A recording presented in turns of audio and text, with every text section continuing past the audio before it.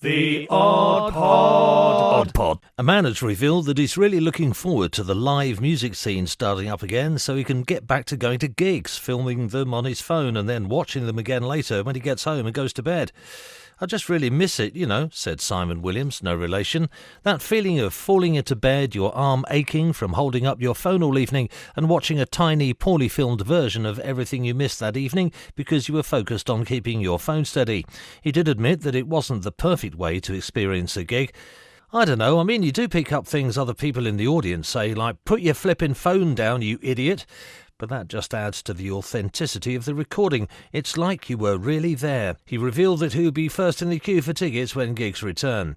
Definitely I'm going to go to loads of gigs, and I'm not going to mess around either. I'm going straight to the front of the crowd early on, so I get a great film of everything. I might even get one of those selfie sticks so I can hold my phone up nice and high.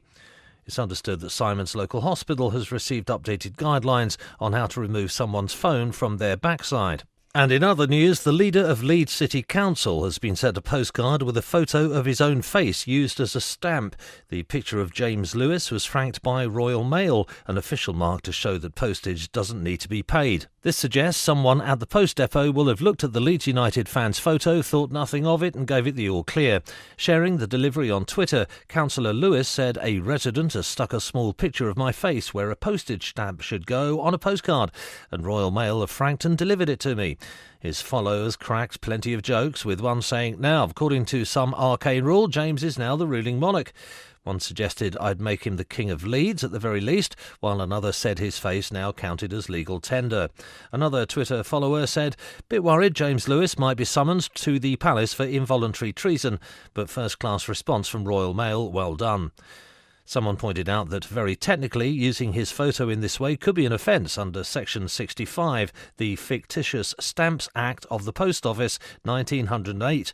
One follower suggested the sender used Councillor Lewis's face because they thought his work is always first class. When someone told him, "You do have a regal countenance," Councillor Lewis responded, "That's the nicest thing anyone's said to me all year." Of course, in 2019, pictures emerged of forged stamps showing Labour politician Diane Abbott's face on them. A postal worker in London told the Metro at the time that these counterfeit stamps were making their way through the network, meaning they'd slip through the net at the post office. At the time, a Royal Mail spokesperson said, "It is a crime to create or use counterfeit stamps.